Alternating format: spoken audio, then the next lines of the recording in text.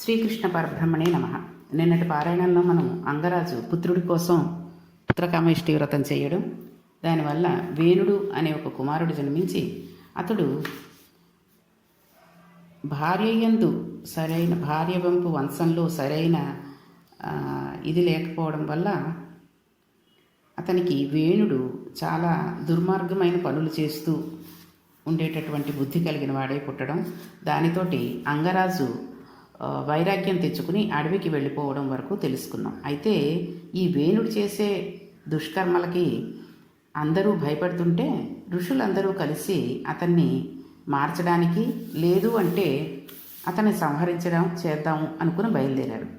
వాళ్ళు రాజు వద్దకు వెళ్ళారు. వెళ్ళి వ్యగ్రతతో మాట్లాడలేదు. రాజుకు ఆశీర్వచనం చేసి ఒక మాట చెప్పారు. అయ్యా రాజా, నీవు యజ్ఞయాగాదులు చేసి ఈ భూమిని రక్షించాలి, శ్రీ మహావిష్ణువు అనుగ్రహమును పొందాలి.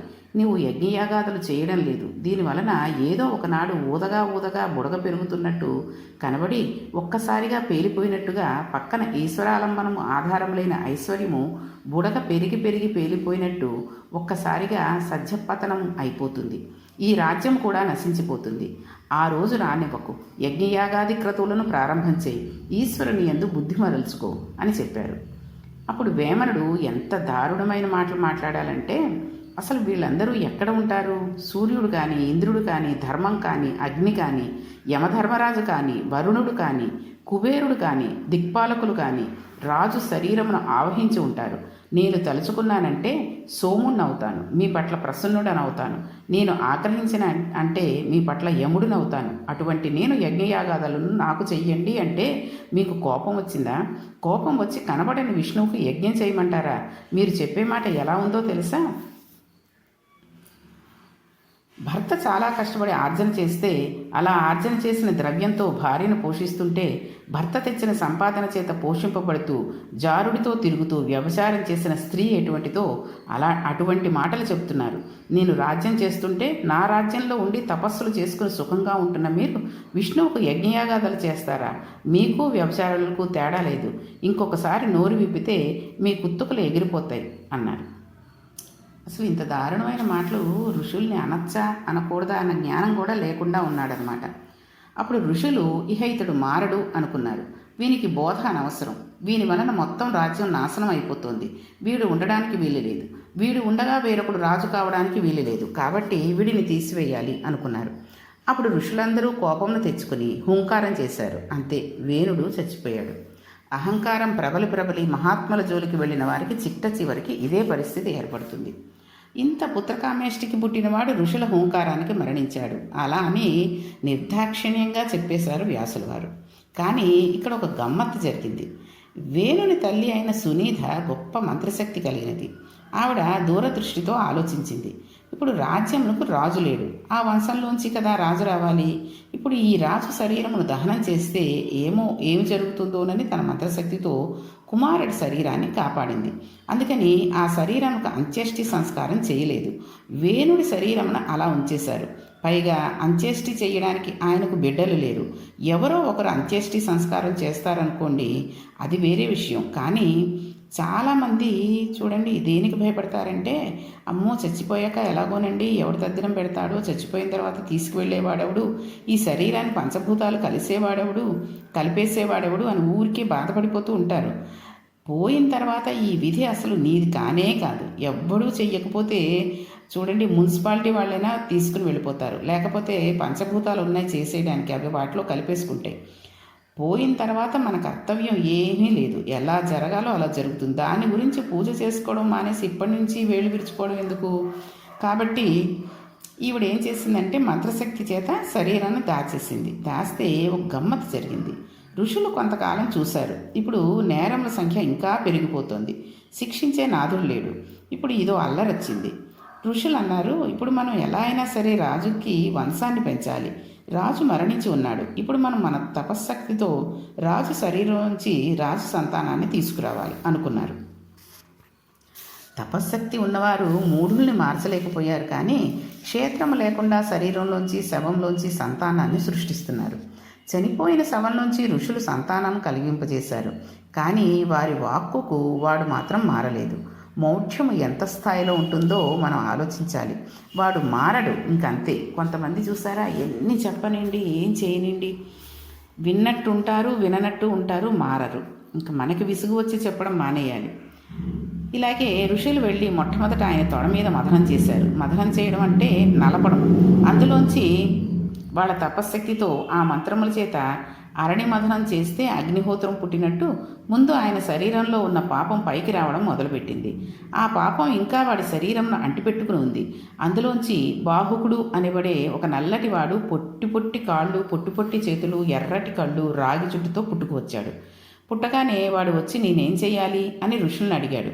అప్పుడు ఋషులు వాని వంక చూసి, వీడు రాజ్యపాలన చేయగలిగిన వాడు కాలేడు, నిషీధ, నీవేమీ చేయొద్దు, అలా కూర్చో అన్నారు. అంటే వాడు అలా కూర్చున్నాడు. ఇప్పుడు వేణుడి శరీరంలోంచి సరైన పిల్లవాడు రావాలి, అందుకని ఎక్కడ మదనం చేద్దామా అని ఋషులు ఆలోచిస్తున్నారు. ఈలోగా ఆ పిల్లవాడు లేచి మెల్లమెల్లగా నడుచుకుంటూ అరణ్యానికి వెళ్ళిపోయి అక్కడ ఉండే కొండలలో కోనలలో నివసించడం మొదలుపెట్టాడు. అతని వంశీయులకే నిషాదులు అని పేరు వచ్చింది. బాహురాజన్య కృత, రాచరికం, రక్షణ బాహులు యందు ఉంటుంది. ఇప్పుడు ఋషులు స్తోత్రం చేశారు. స్వామి, ఒక కొడుకు పుట్టడం అను మేము కొడుకు పుట్టడం అని మేము అడగటం లేదు, లోకాన్ని రక్షించగలిగిన కొడుకు కావాలని అడుగుతున్నాం. కాబట్టి ఓ శ్రీ మహావిష్ణువా, నీవే నీ అంశచేత, నీ తేజస్సు చేత ఈ బాహులలోంచి బయటకురా అని ఇప్పుడు బాహులను మదించారు. మదిస్తే ఆశ్చర్యకరంగా ఆ బాహుల నుండి ఒక అందమైన పురుషుడు, ఒక అందమైన స్త్రీ ఇద్దరూ పుట్టారు. తపశ్శక్తి చేత సాధించలేనివి ఏవీ ఉండవు అని తెలుస్తోంది. శంకర భగవత్పాదులు కేదారనాథులో అంత హిమవత్ పర్వతంలో ఉష్ణగుండమును ఏర్పాటు చేశారు. ఇప్పటికీ మనం అక్కడికి వెళ్ళినప్పుడు అక్కడి వేడి నీళ్ళలో స్నానం చేస్తాం చూడండి. చాలామంది వెళ్ళే ఉంటారు. మహాత్ములు చెయ్యలేని పని అంటూ ఏదీ ఉండదు. అయితే ఈ పుట్టినవారి పాదములు చూశారు. చూస్తే శంఖరేఖ, పద్మరేఖ, చక్రరేఖ కనబడ్డాయి. ఓహో, మనం ప్రార్థన చేసినట్టు శ్రీమన్నారాయణుడు ఆవిర్భవించాడు. ఆవిడికి నిత్యానపాయిని అని పేరు. ఆవిడ ఎప్పుడూ ఆయనను వదిలి ఉండదు. కాబట్టి ఇప్పుడు ఆయనతో లక్ష్మీయే వచ్చింది. కాబట్టి లక్ష్మీనారాయణులు ఉద్భవించారు. ఇక రాజ్యమునకు ఇబ్బంది లేదు అని అనుకున్నారు.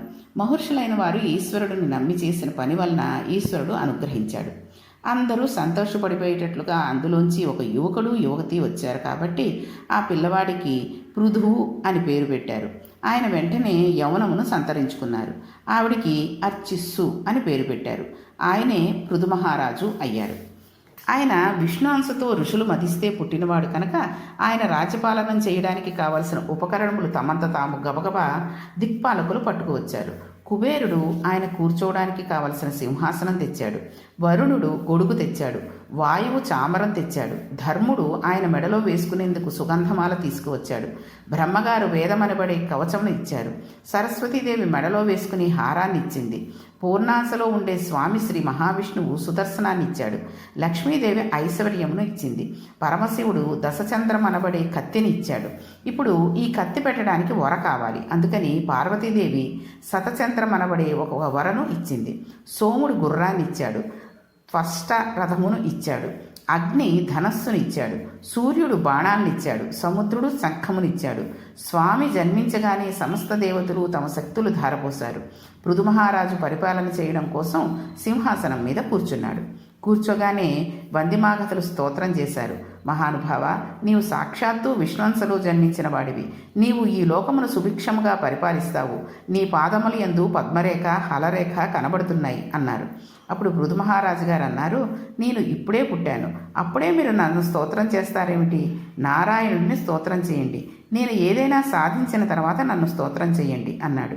అంటే వాళ్ళు అన్నారు, మేము కేవలం వందిమాఘాది అంటే అదే పనిగా అర్థం ఉన్నా అర్థం లేకపోయినా పొగిడేవాళ్ళం కాము.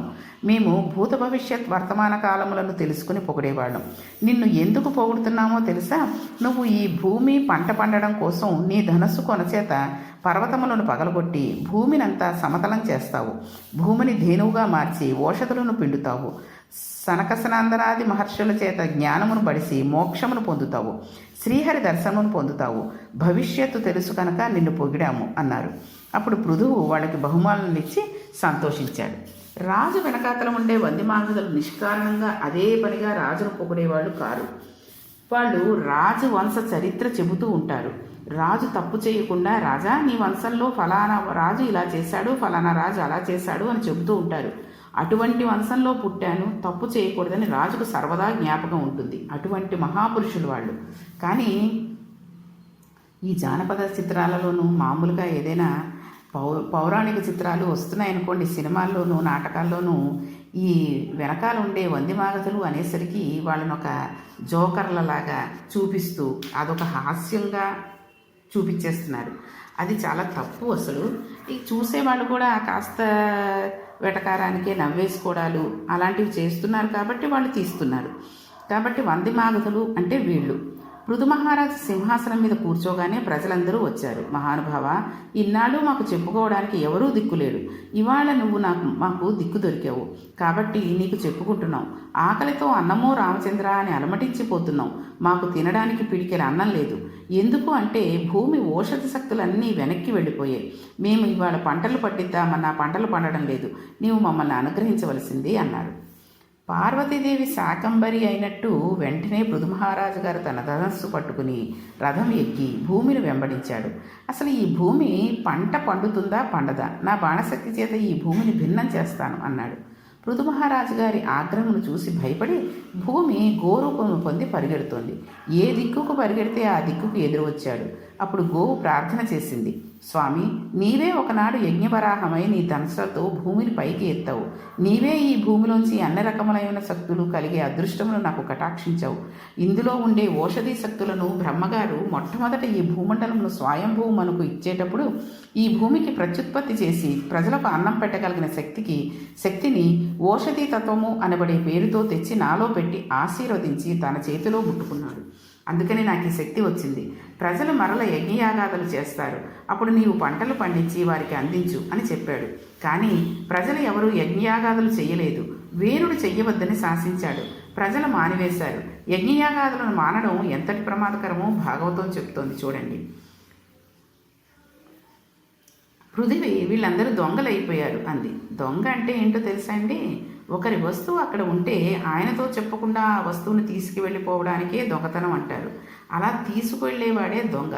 భూమి యందు ఓషధీ శక్తులను ఈశ్వరుడు పెట్టాడు. భూమిని దున్నడం అనే దానిని యజ్ఞక్రియగా భావన చేస్తారు. ఈశ్వర శక్తి ఏ పృథివీ యందు నిర్మాణం అయి ఉన్నదో ఆ శక్తియే యజ్ఞవేదిగా భూమి అనుగ్రహించి ఈ యజ్ఞమునందు కూడా ఫలితం ఇవ్వాలని యజ్ఞం చేసే ముందు భూమిని దున్నుతారు. ప్రభు అయినా నాగలి బట్టి దున్నవలసిందే.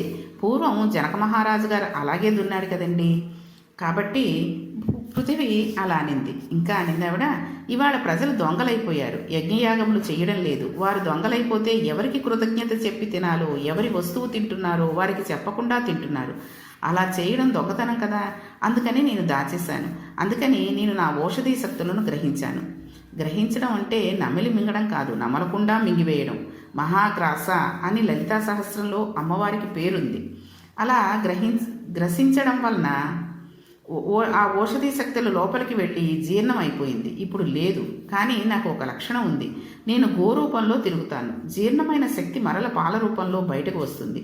నేను పాల రూపంలో ఈ శక్తులన్నీ నీకు ఇవ్వాలి అంది. చూడండి, ఆవు తనకి ఇష్టమైనది ఏదైనా కనిపిస్తే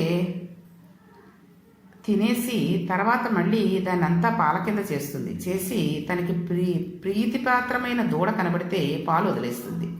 అలాగే భూదేవి కూడా అలా చేస్తానని చెప్పింది.